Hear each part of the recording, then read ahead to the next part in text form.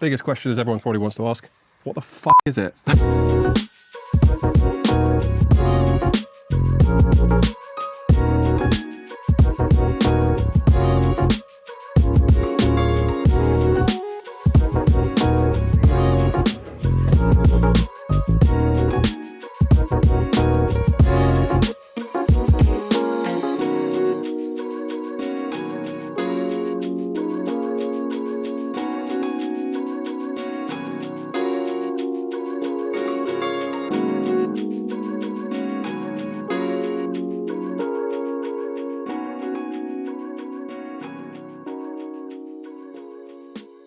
So Nathan is actually going to be one of the first people to be interviewed on my channel, show, podcast, whatever you want to call it.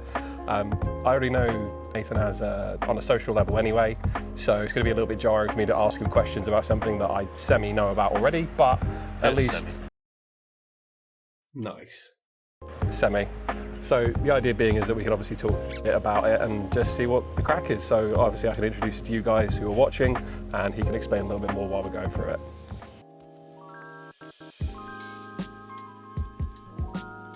So, biggest question is everyone probably wants to ask, what the f*** is it? A sheep, a mess, a hodgepodge of various bits. So, obviously it's a rat rod.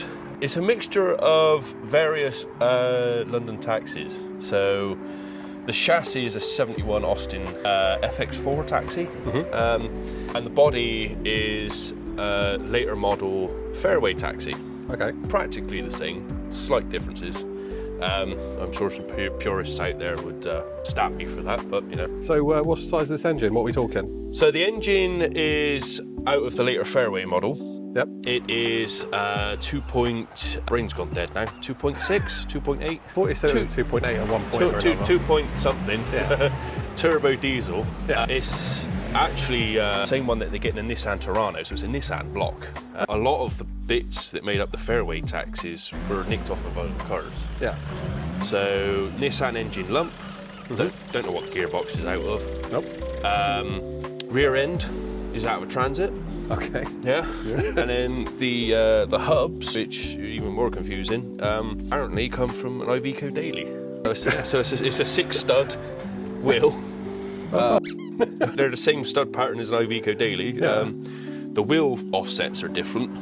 So you stick an Iveco wheel on there, it's going to be a bit different, a bit odd. Yeah. But various switches from various Fords, Austins. I mean, the indicator stalks and all that, and the gauge clusters, I think were Austin Metro or Austin Maestros or something like that, or something along those lines. So you've got to tell me about this. It's a bird eater on the front. It is functional. There isn't a supercharger, it's turbocharged. You've got the little dinky turbo down there. It is functional. It's sucking air in straight into the intercooler for the turbo. So, although it is for show, it is functional, which is good. So I've stuck these reproduction from Taiwan or somewhere, Land Rover Series 2, Series 3 style. Yeah. Just because they look beefy as hell. So I had to go with the style. But again, they're also terrible in the wet. I've not made any improvements there, but style-wise, it's good. I've named him after Mick Mars because he looked like Mick Mars. Because he's missing him. He was mostly complete, but you tend to chuck stuff in the back. Yeah. Well, he's not very good at catching. The bed up. They've got this lovely artwork here done by yourself, dear Dan. And I've changed these lights because the lights that were on here were flat LEDs. Yes. And no one could see them from like a side angle, and they were shit anyway. So I've put these. I think they're like an old mini style one, or I think they're a Lucas. The old Lucas style. So that's like straight from a Landy sort of style. Yeah. Why the name? Who the name? Where'd you get it from? So, story goes, I had a Subaru Legacy, 2 litre, non-turbo, 2004 model, I think BL or something like that. Fantastic car. Yeah. But as you do with a Subaru, you blow up the engine. Did we go bang? Yeah, it did. I was going down the ring road and it just went thump and then stopped. And I never bothered to repair it. Even though I loved it, I never bothered to repair it. So I was browsing the internet. All right, I need a cheap runabout. I need something just to get me from A to B. I don't care what it is. And then this popped up on Facebook. Okay. In Peterborough. and I looked at it, and it was quite different from this when I got it, but I looked at it and thought, I really shouldn't. It's f***ing stupid. But chatting with the chap that had for sale, and he done a video walk round for me. We got chatting, he's showing the engine running. He opened the doors, and you know, as you can see, this thing of it, suicide doors. Very nice. Which meant I was instantly sold. I couldn't say no to it. So yeah, I got up there, you know, 3-hour drive up in my brother's jag van. Yep. The towing dolly on the back. And I spent ages chatting with the bloke. Unfortunately, he wasn't very helpful because he didn't give out much information because it started off as a taxi. Apparently, in the early 80s, someone turned it into the pickup. Yep. And then the chap that I bought, I've done the whole rat rod look. Yeah. So he'd stuck pretty much most of this on here. When I got it, these stacks were mild steel and they were about this high and they were rusty as hell. Yeah, they were just awful because they were this high. So when you sort of like start the car up in the morning, you have a quick walk round and check everything's still attached, you get smoke in your face. I was like, right, I've got to change it. So 4-inch all the way through, 7-foot high stacks, that had to be done. I had this sort of mesh wire going across here, which I see a lot of rat rodders do, especially the V-dub lot. They seem to like doing that. I think it was stupid because how am I meant to go through a McDonald's drive-through? I'm a fat kid, come on. So yeah. What else was on there? There was like loads of plastic skulls and loads of rats and all sorts stuck to it, and I thought it was a bit much, so.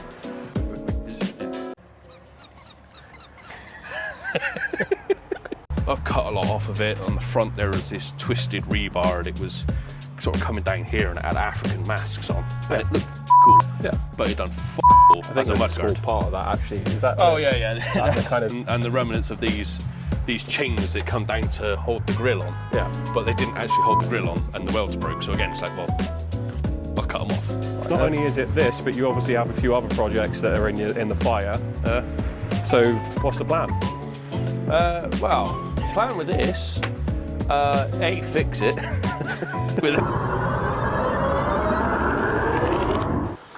So you got to tell me about your door security. Well, what happened was, basically the door didn't close properly. Yeah. And I didn't realise, and I was driving down the road one day, and just as happened, the door swung open. Oh, and drop. You see the drop? Yeah, it swung open, caught a pole, lamppost, something, I don't fucking know, I wasn't really paying attention at the time. And it proper brought the door right back. So yeah, all this needs repairing. This is a bit knackered. And so just to keep my passengers safe, I got a Mr. Bean sort of style ratchet strap. I know he's got the bolt, but I got a ratchet strap because extra safety. Legend. I still don't know how the police haven't pulled me over, really, but I'm not going to stop and question that. With any car.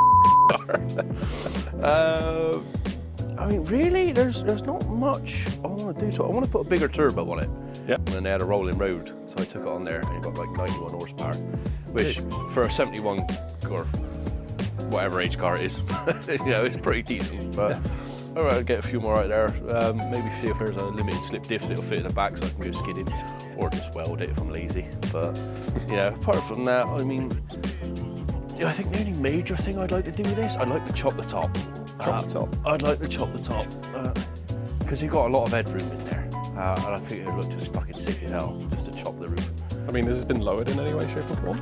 No, it's all standard height. The back end sits a bit high just because obviously where the cab of the taxi used to be, it's no longer there, so it's not got enough weight. That does hinder the performance a bit. The suspension now feels rock solid on the back. Yeah. But yeah, it's pretty much standard suspension all round really. There's not a whole lot I want to do to it, it's just maintain it, you know, make it more ratified. Keep going with the flow with it, really. So, tell us about the other project, the Creeping Death. Do you know what? I haven't actually announced that to anyone yet. I've always wanted a classic hearse, like a Cadillac hearse or something like that. You know, a nice boxy square, you know, 70s or 80s. And obviously that's quite unattainable because A, I'm not in the States, and B, that's a lot of money. But what did pop up was Mark II Ford Granada hearse. I can't remember the name of the coach builders that built it, but it's re-registered as a Ford Cardinal hearse, which can get a bit confusing because Ford did actually make a Cardinal. So, but yeah, the plan with that is Gothic lowrider. Sick. Yeah. slammed to the floor. Not sure whether to do hydraulics or bags. I'm leaning more towards bags because hydraulics can be a lot of maintenance. Yep. And I don't think I can trust myself to drive down the street without, hopping 10 foot in the air. But yeah, slam it to the ground. Black paintwork. If you're not into your lowriders, search Gypsy Rose Lowrider. It's a very famous lowrider, absolutely stunningly gorgeous. Think that sort of art style in all black, silver, red, purple, all the gothic colours basically. Velour seats, where the coffin sits. I'm going to take the wood out, stain it black, re-chrome everything, possibly put a coffin in there. Everyone keeps telling me I should put a sound system in it. Maybe put a sound system in the coffin. In the 100%, coffin. I would. Or I might use it to sleep in when I'm at shows, because, I'm that type of weird. But rounding up, obviously, these are the vehicles that you've got, and we've obviously had a quick chat about. Two of the vehicles. Two of the vehicles. Well, where can the people watching this find out a little bit more about yourself, find out your socials? Where can we find you? So, don't have a personal one, but if you want to follow us on our business one, we've got Speed Demon UK on Instagram and Facebook. I think TikTok as well. My brother runs that one. We don't post very often, but we're trying to start posting more about our cars and what we're up to, and along with the shows that we go to. And you got anything coming up? First car show we got coming up is end of March at Castle Coombe for their spring action. Lovely stuff. Huh? Lovely stuff. Yeah. It's one of our favourite shows. We love Castle Coombe. It's local. It's always got a good vibe.